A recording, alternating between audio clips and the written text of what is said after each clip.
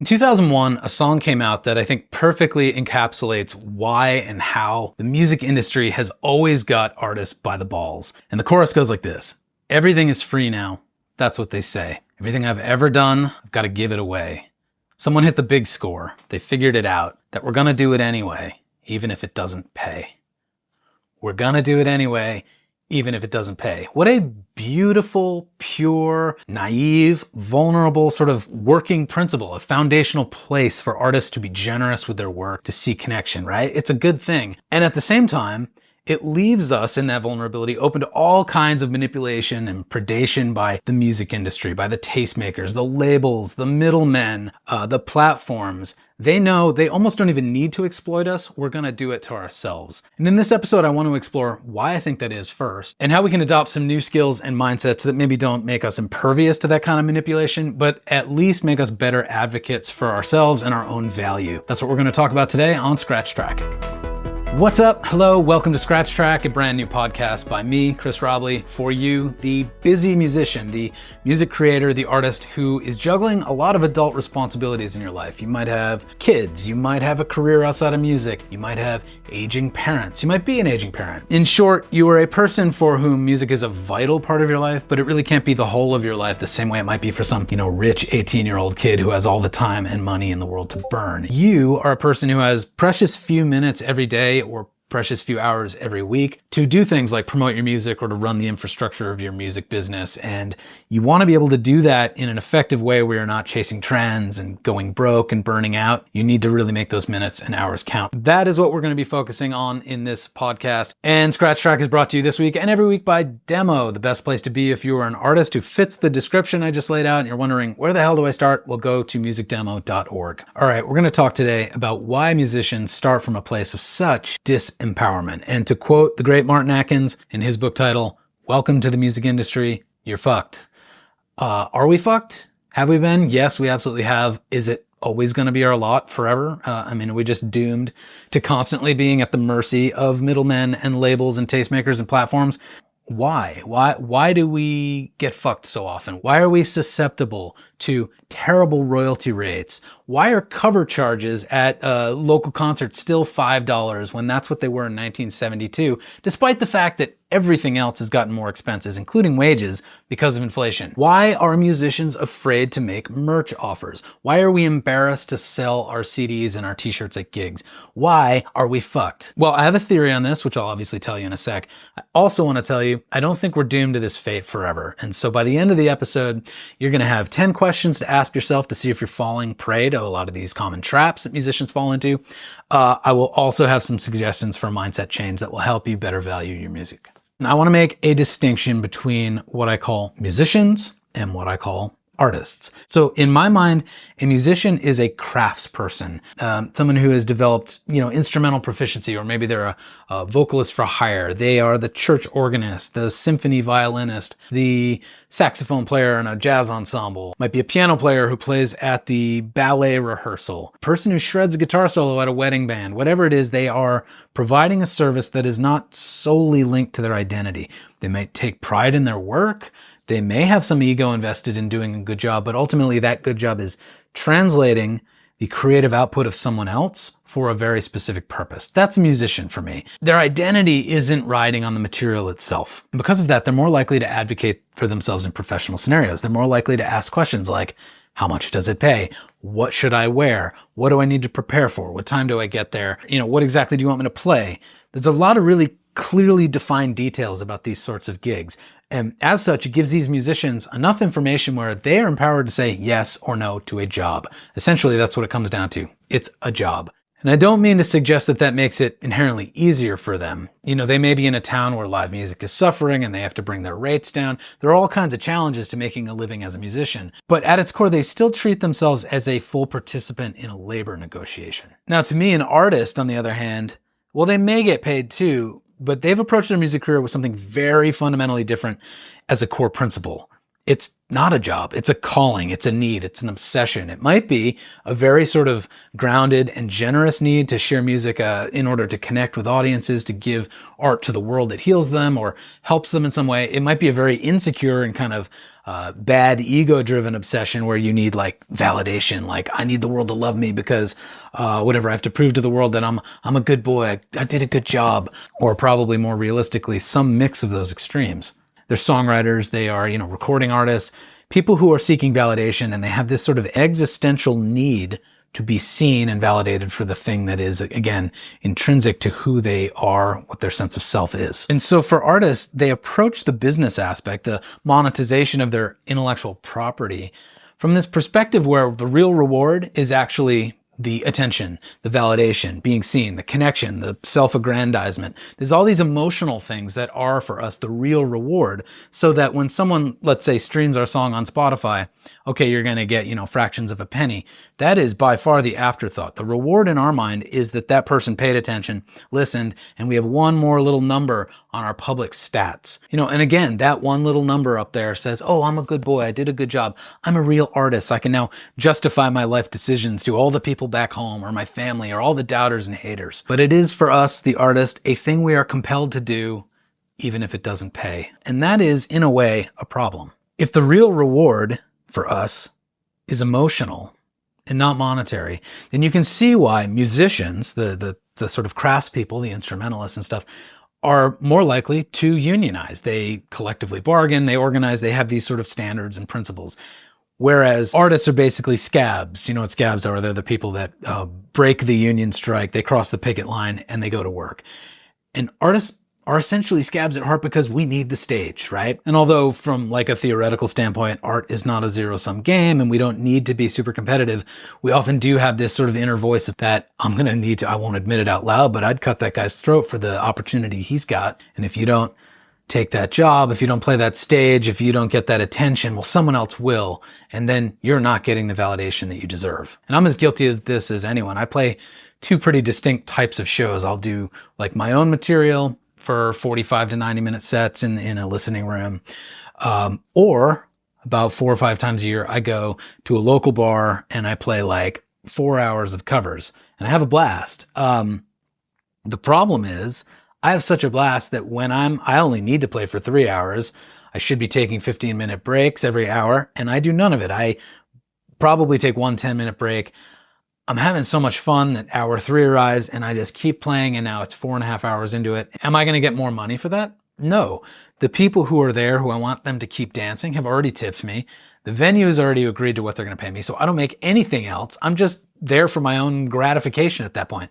Again, that's fine. I love it. But what I am doing is undercutting everyone else in my town who is a professional cover song musician who really needs to take those 15-minute breaks every hour and can only play 3 hours a day because they have to do this the next day and the next day and the next day. And they need to preserve their energy and their voice in a way where I don't have to. I do it so infrequently that I'm ready to just like spend it all. And, should I stop doing that? Probably. Am I going to? No, because I'm having a blast. So even I am sort of undervaluing myself.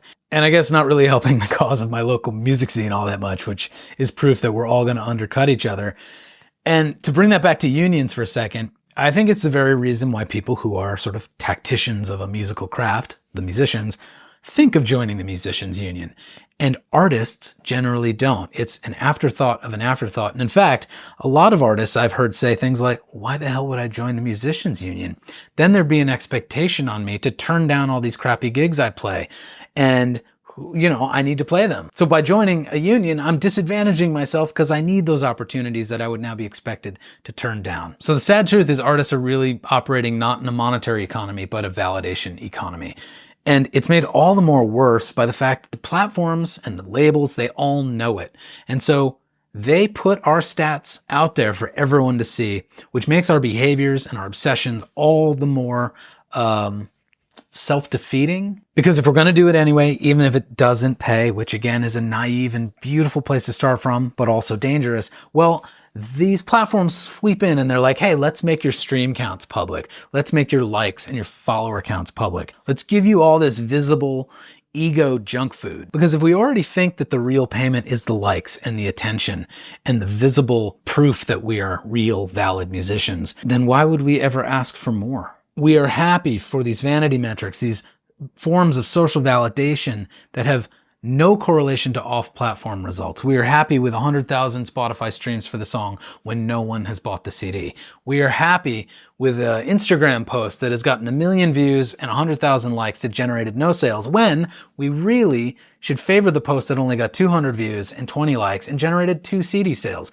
One of those is better for our bottom line and actually is better proof that what we're doing has worth. The core thing that we want to do, the music at the base of all of it, is connecting in a way where people are motivated to part with their own cash to get it and to have a deeper experience. And the fact that we don't do that, the fact that we prioritize the wrong things, is why the music industry has us by the balls. Always. It's why the stream counts and the likes and the follower counts and the view counts are visible not just to you, but to everyone. It's because you want to look cool. You want to look like a valid, real musician that other people like. Your self-respect, your self-worth is wrapped up in what the world thinks of you, which is based on our insecurity that these numbers prove our worth. If they're low, we suck. If they're high, we're great. Now, I don't want to suggest that these numbers aren't indicative of something. If you have millions of people listening to your song and the numbers show it, well, your song is probably really good, right? So it's not that these numbers mean nothing, but it can be that a brilliant song has no listeners yet. You just haven't found the way to get people to hear it. So low numbers don't mean you suck. They do mean that you're going to be afraid that you look like you suck. Spoiler alert, unless you are at that very top tier of artists, everyone below Taylor Swift and Drake has the insecurity that they don't have as many plays as someone else. There's always going to be hundreds or thousands or tens of thousands of artists who have more plays than you. So it's this game where literally nobody is happy unless you are the artist or the label with the most amount of streams. This is a kind of exploitation by design. The psychological exploitation of it is totally on purpose. These systems are built based on your willingness to self-sacrifice for validation. Labels get you locked into shit contracts. DSPs pay you shit and don't even give you fan contact information that could make a huge difference. Social platforms keep you locked in with this sort of random variability in your performance. So, one day you have a really good piece of content that goes super far, and the next day you have an equally good piece of content that gets almost no likes. That's not by accident. They're building in this sort of unpredictable casino functionality that keeps you hooked and keeps you feeling like crap, so you'll keep coming back, pumping out more content, and keep trying, which is good for them. Even if views and streams and stuff have been good for you, it's also true that they have probably been disproportionately beneficial to the platforms. So what are we going to do about it? We all going to leave Spotify? Well, there's a lot of talk of that right now. Some high-profile artists are choosing to protest, whether it's about low royalty rates or Daniel Ek's investments in AI weaponry and stuff like that. And if you're considering that and having a hard time making a choice, I do have a flowchart decision tree that you should check out. Go to musicdemo.org/leave-Spotify. musicdemo.org/leave-Spotify, and take you about 2 or 3 minutes to go through the whole flowchart. You'll have an answer about whether you should stay or go. No matter what you choose there, I think it's important to understand that not much is going to change about this system. The power players in this dynamic are not the massive swath of unknown or middle-class musicians who are all kind of like grumbling the loudest. Of course, Spotify has power on one side, but really the label system, who not only got in early, got equity, and has massive amounts of leverage because they control the catalogs, the intellectual property that Spotify is most dependent upon in order to keep its users happy. So there's favorable terms.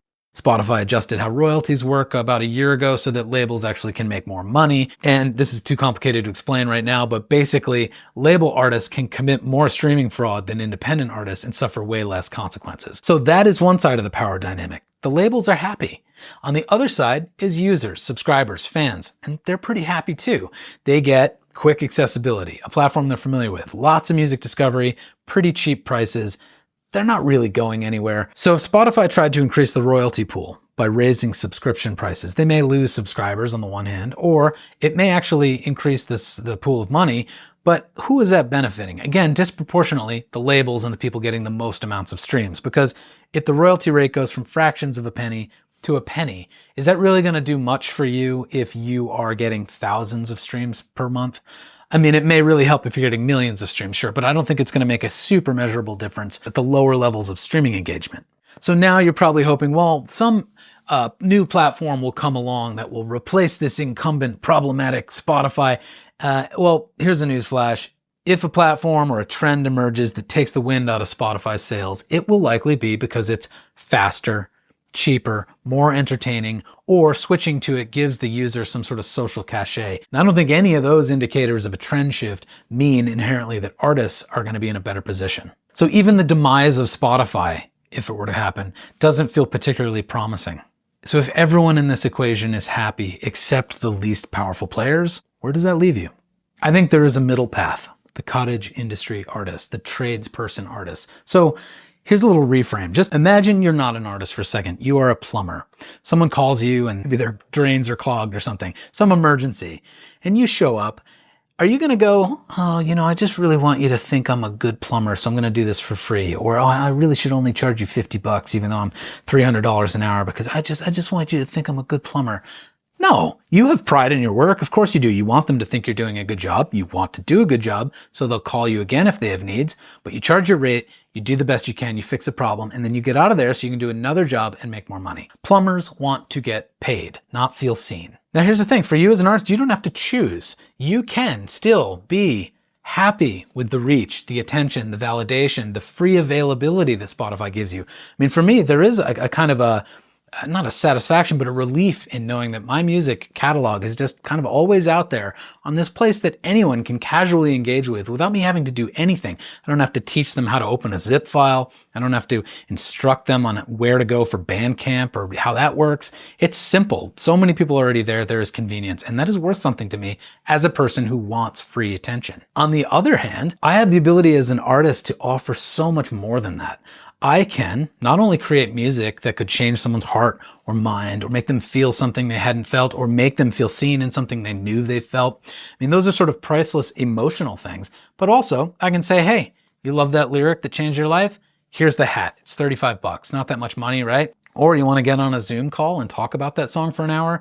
That's $200. Want to co-write a song? That's $7,000. Do you want to come to my, weekend getaway where there's only spots for 100 people and I'll do private concerts and we'll hang out?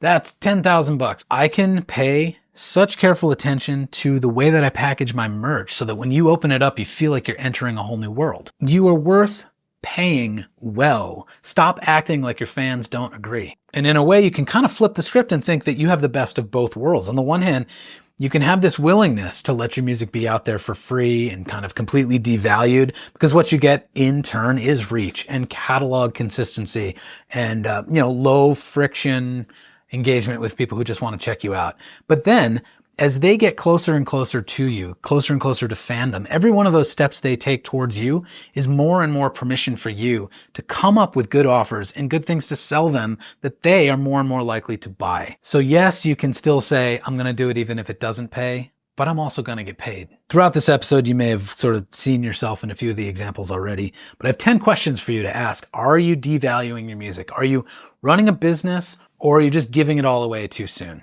1. Did you say yes to a gig before asking what it pays? Exposure doesn't pay the rent. Do you price your merch based on what you'd pay or what a fan who loves your music would pay? I think we think, I'd never pay $35 for that shirt, but someone who loves your music will. Have you ever played past the agreed upon time just because the vibes were good? I do it all the time. I'm not saying you should never do it, but congratulations, you did just give away your time for free. Do you feel guilty for charging for your art? A wedding photographer doesn't, a plumber doesn't. Why do you?